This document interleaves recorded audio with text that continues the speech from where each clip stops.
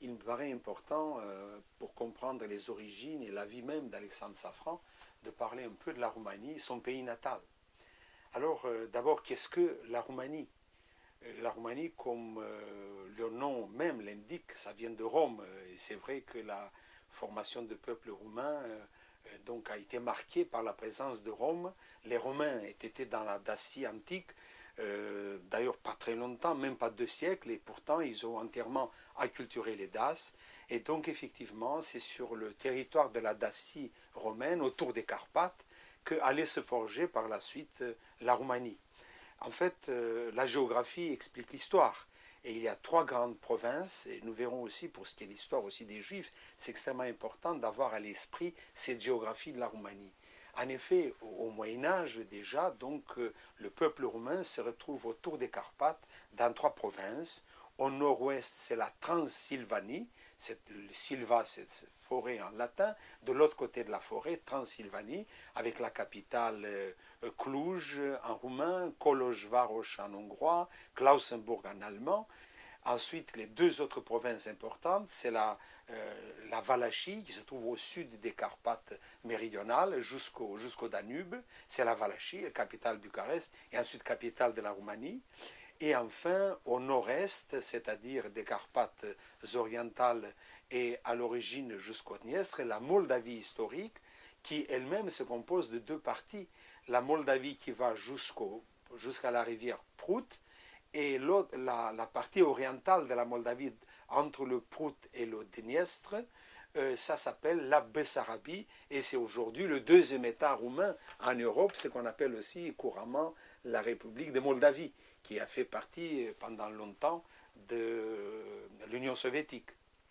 Donc, effectivement, à partir du Moyen-Âge, tandis que la Transylvanie fait partie du royaume de Hongrie, on peut dire que la Moldavie et la Valachie connaissent une autre évolution, d'abord comme principauté indépendante, avec des princes indigènes, jusqu'à vers la fin du XVe siècle, et voici qu'à ce moment-là, les Turcs, les Ottomans, c'est la grande expansion, et ils arrivent effectivement dans les Balkans.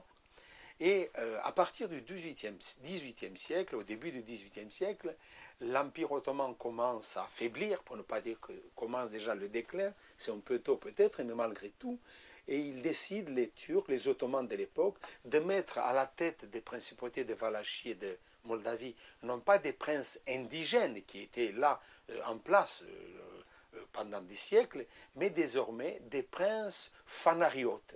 Ça veut dire quoi le mot phanariote? Ça vient du mot phanar, un quartier de Constantinople. Ce sont des princes grecs qui étaient élevés effectivement dans la fidélité par rapport au sultan. Donc en 1821 a lieu la première révolte des Roumains conduite par Tudor Vladimirescu. Au XIXe siècle, notamment après la énième guerre entre la Russie et la Turquie de l'époque en 1829, à partir de 1829, il y a ce qu'on appelle une autre juridiction qui s'impose dans le pays, le règlement organique, et désormais, ces 2 principautés, elles sont officiellement sous la suzeraineté ottomane, mais aussi elles dépendent également du tsar de la Russie, et pendant 5 ans, les Russes, jusqu'à 1830, étaient sur place. Bref, en 1848, il y a un essai des républiques démocratiques. Ça n'a pas tenu longtemps, parce que très vite, les armées du sultan et les armées du tsar viennent dans ces 2 principautés, les Russes à Jassy, les Turcs à Bucarest. À la fin de la guerre de Crimée, qui date de 1853, 1957, 1956, il y a le congrès de Paris, à la suite de la guerre de Crimée. Et pour la première fois, les Roumains arrivent à Paris et ils demandent à la conférence, au congrès de paix de Paris, qu'on reconnaisse leur unité entre la Moldavie et la Valachie, et si possible une plus large autonomie interne, ce n'est pas encore l'indépendance. Mais 2 ans plus tard, quand même, il y a une nouvelle conférence qui dit la chose suivante: eh bien, si on va décider que finalement les Roumains de Moldavie et de Valachie, ils restent dans 2 principautés séparées, mais ils vont avoir un certain nombre d'institutions communes. Et puis finalement, les Roumains ont contourné la difficulté, ils ont élu le même prince à Jassy et à Bucarest, qui s'appelle Alexandre Ioan Cuza, et c'est lui le véritable fondateur de la petite Roumanie du 19e siècle, c'est-à-dire qu'en 1859, c'est la date de la fondation de ce pays unitaire, en sachant que l'indépendance de la Roumanie a été reconnue au Congrès de Berlin en 1878. En 1881, la Roumanie devient un royaume. Et donc, jusqu'à la fin de la Première Guerre mondiale, il s'agit donc d'un pays qui a environ, à la veille de la Première Guerre mondiale, environ 7 millions d'habitants, environ 130 000 km². Et voici qu'après la Première Guerre mondiale, évidemment, c'est la naissance de la Grande Roumanie. Grâce surtout à la France, qui intervient évidemment à la conférence de paix de Paris, elle joue un rôle extrêmement important. Finalement, nous assistons au phénomène suivant. La Transylvanie revient à la patrie mère, en même temps la Bucovine et en même temps la Bessarabie. C'est la naissance de la Grande Roumanie. Hélas, avec la Deuxième Guerre mondiale, on assiste à la chute de la Grande Roumanie. En effet, effectivement, Hitler a obtenu qu'une partie de la Transylvanie du Nord soit restituée, soit redonnée à la Hongrie. Les Russes, les Soviétiques ont pris la Bessarabie et la Bucovine du Nord. Alors évidemment, la Roumanie en 1940 devient un État totalitaire. Auparavant, le roi Carol II impose sa dictature en 1938-1939, et avec les mutations, le début de la guerre en 1940, avec ce qui s'est passé, eh bien, le roi Carol doit abdiquer, et c'est le général Antonescu qui va jouer le premier rôle, qui va devenir le dictateur, en roumain, le conducteur de la Roumanie. Il va se autoproclamer d'ailleurs maréchal, et le roi Carol doit partir, il reste sur place la reine-mère Helena, et le roi Michel, désormais le fils, qui va avoir le titre de roi. Et c'est extrêmement important parce que, évidemment, nous verrons tout à l'heure, ils vont jouer un rôle important aussi pour ce qui est de le sauvetage des Juifs de Roumanie pendant la guerre, grâce aux interventions et aux combats exceptionnels d'Alexandre Safran.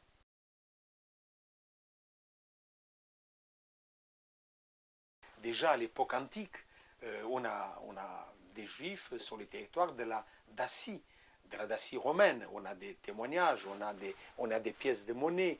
Effectivement, on a retrouvé des pierres tombales avec des inscriptions. Mais on ne peut pas affirmer qu'il y a une véritable continuité territoriale entre ces Juifs qui vivaient sur les territoires de la Dacie à l'époque romaine et les Juifs qu'on retrouve au Moyen-Âge. On peut penser qu'une partie des Juifs romains sont d'origine khazare, parce que n'oublions pas que les Khazars, c'est un peuple d'ethnie turque qui a embrassé le judaïsme, et donc effectivement, un certain nombre de Khazars ont essaimé sur le territoire de la Roumanie.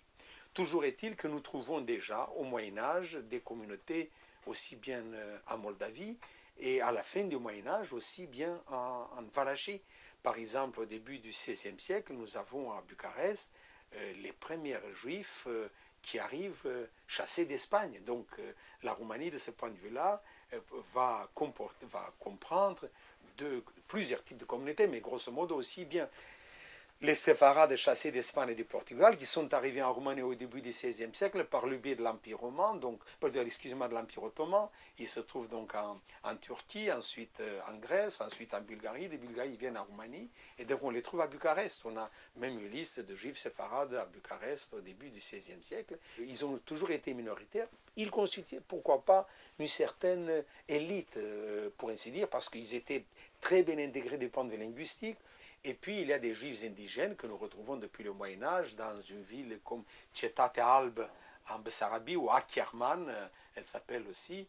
Nous avons déjà un témoignage comme quoi au XIVe siècle, il y avait une communauté stable dans cette ville. Et ces Juifs, effectivement, jouent un rôle extrêmement important, un rôle de véritable intermédiaire économique dans un pays où il y avait une petite minorité de boyards, une grande majorité de paysans. Eh bien, ils jouent un rôle d'intermédiaire entre les paysans et les boyards. Les princes moldaves, surtout, font appel à des Juifs pour qu'ils viennent peupler certaines zones, certaines régions de la Moldavie. On leur donne un certain nombre de droits. Ils peuvent construire une synagogue, ils peuvent avoir un cimetière, il faut avoir un Beit Midrash. Et en même temps, donc autour de cette petite communauté, va petit à petit se construire une petite ville spécifique qu'on appelle un shtetl. Et maintenant, il faut quand même le dire qu'à la fin du XVIIIe siècle, début XIXe siècle et un peu avant, on assiste à un courant migratoire des Juifs des pays voisins, surtout de Pologne, de Galicie, de Russie, qui viennent en Roumanie. À la fin du XIXe siècle, nous avons un recensement exact qui nous parle même de 270 000 Juifs en 1848, à l'occasion de la Révolution. Il faut dire que les révolutionnaires roumains même, dans leur charte révolutionnaire qui s'appelle la proclamation d'Islaz, ils disent, eh bien, nous souhaitons donner des droits de citoyens aux Juifs, aux Israélites roumains. Malheureusement, la révolution a été étouffée et c'était qu'une promesse sans lendemain. Il se trouve qu'en 1866, à l'occasion de l'arrivée de nouveau prince Karol von Hohenzollern et Sigmaringen, il fallait voter une nouvelle constitution. C'est à ce moment-là que les Juifs roumains font appel à leurs corréligionnaires français, notamment à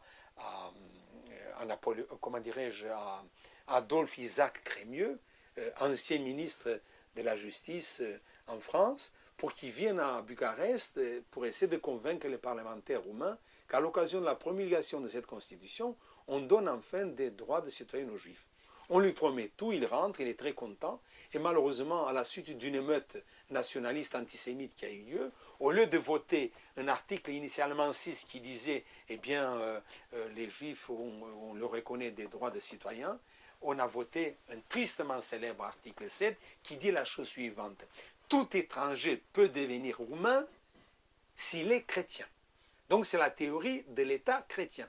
En fait, pour le petit artisan, le petit cordonnier, tailleur, casquettier, ferblantier, peu importe d'aller voter ou ne pas voter. Mais pour envoyer les enfants à l'école, il fallait être citoyen roumain.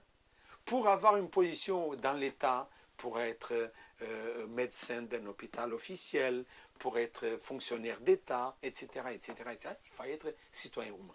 Après 1877 a lieu effectivement le célèbre congrès de Berlin qui allait reconnaître les nouveaux États chrétiens des Balkans. Et on a dû attendre encore 2 années et finalement les Roumains ont réussi à obtenir leur indépendance sans l'émancipation des Juifs. La seule chose qui a changé, c'est ce célèbre article 7 de la Constitution qui désormais il dit « Tout étranger peut devenir roumain », sous-entendu même s'il est de confession autre chrétienne. Mais on ne prenait pas en considération la situation des Juifs roumains même. À ce moment-là, on les considérait comme des étrangers. Alors, pour devenir roumain, il fallait qu'ils fassent une demande, attendre 10 ans, et ils pouvaient devenir citoyens par une loi unique, votée d'abord à la Chambre des députés et ensuite au Sénat. Bref, presque le tiers de la communauté juive de Roumanie quitte la Roumanie. Une partie de ces Juifs vont arriver dans la Palestine turque de l'époque, dans l'Israël de l'époque. Ils vont construire les premiers villages agricoles, les premières moshavot, mais hélas, la plupart de ces Juifs roumains, en raison de l'opposition de l'Empire ottoman, eh bien, ne sont pas partis pour la Palestine, ils sont partis pour la terre promise. Et à l'époque, la terre promise, c'était l'Amérique, c'était les États-Unis, et nous sommes là devant un véritable paradoxe. Parce que d'un côté, la Roumanie est un pays tolérant qui a accueilli les expulsés d'Espagne déjà au début du XVIe siècle. Au fur et à mesure des années, dans les siècles précédents, il y a un courant migratoire des Juifs qui arrivent de Galicie, de Pologne, de Russie qui s'établissent en Roumanie. Et puis la Roumanie va être l'un des derniers pays en Europe à octroyer aux Juifs des droits de citoyens seulement en 1919. Entre les deux guerres, donc désormais, il n'y a pas un judaïsme roumain unitaire. En fait, il n'y a que des Juifs qui habitent la Roumanie et pas un judaïsme roumain. Qu'est-ce qu'il y a de commun entre ces judaïcités? Les Juifs de Transylvanie, ils parlent soit la langue magyare, la langue hongroise, soit l'allemand. Les Juifs de Bukovine, les intellectuels à Tchernovitz, capitale de Bukovine, ils parlent l'allemand. Et les Juifs de Bessarabie, ils parlent d'abord le russe. Ils étaient incorporés depuis plus d'un siècle dans l'Empire des Tsars. Et alors les Juifs de Transylvanie, de Bukovine, de Bessarabie, de Roumanie, ils sont ensemble pour combattre cet antisémitisme qui va se développer entre les deux guerres. Et un autre élément d'unité, eh bien, c'est le mouvement national juif et le sionisme. Le sionisme a été un mouvement extrêmement puissant et fort en Roumanie. Entre les deux guerres, nous sommes en présence d'une communauté, on va dire un grand C, juive extrêmement importante. C'était la troisième communauté en Europe et la quatrième au monde. Il s'agit de 800 000, plus de 800 000 juifs dans la grande Roumanie de l'époque. Il y aura en 1938 pour la première fois un gouvernement antisémite, Gogakuza, qui va effectivement officiellement discriminer les juifs. Et on peut dire qu'effectivement, une grande partie des juifs roumains, on leur enlève la citoyenneté déjà avant, jusqu'à la fin de l'année 1939, donc avant le début de la guerre, une grande partie de ces juifs roumains se retrouvent des apatrides, des étrangers dans leur propre pays, parce que si vous n'êtes pas citoyen, vous n'avez pas le droit de travailler, vous êtes discriminé à tout point de vue.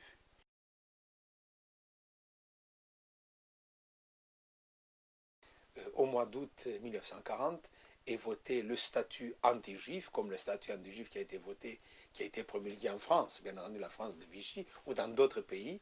Et ici, la définition raciale des juifs est une définition très sévère. On s'en prend aussi aux convertis, considérés racialement comme juifs.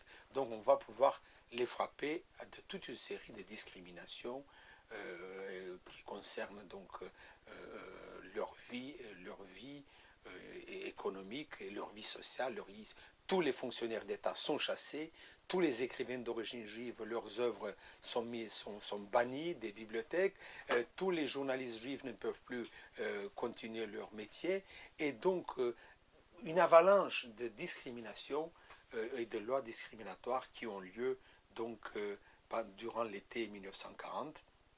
Et donc, effectivement, au mois de septembre, c'est un régime nouveau qui s'installe malheureusement dans la Roumanie de l'époque, c'est-à-dire que entre le 14 septembre 1940 et le 23 janvier 1941, eh bien, c'est le gouvernement d'Antonescu qui est allié aux gardes de fer, ce sont les fascistes de la garde de fer, les légionnaires de la garde de fer, et entre le mois de septembre 1940 et le mois de janvier 1941, un véritable régime de terreur se met en place à l'encontre de la population juive. Aux spoliations sont suivies des tortures. Les légionnaires occupent les magasins des juifs et ils doivent les céder à vil prix ou les céder tout court. Beaucoup de juifs sont enfermés, sont emprisonnés, persécutés. Et effectivement, c'est une véritable atmosphère d'anarchie qui a lieu dans le pays. Et les légionnaires ne sont pas contents d'Antonescu, ils aimeraient gouverner tout seuls. C'est pourquoi en janvier 1941, ils vont commettre une émeute, une rébellion, connue sous le nom de la rébellion légionnaire. Mais comme nous le savons, les nazis, l'Allemagne nazie, l'Allemagne de Hitler avait besoin d'une armée régulière. Il avait besoin d'Antonescu dans la guerre qu'elle préparait déjà à l'encontre de l'Union soviétique. Et entre les fascistes roumains, les légionnaires, les gardes de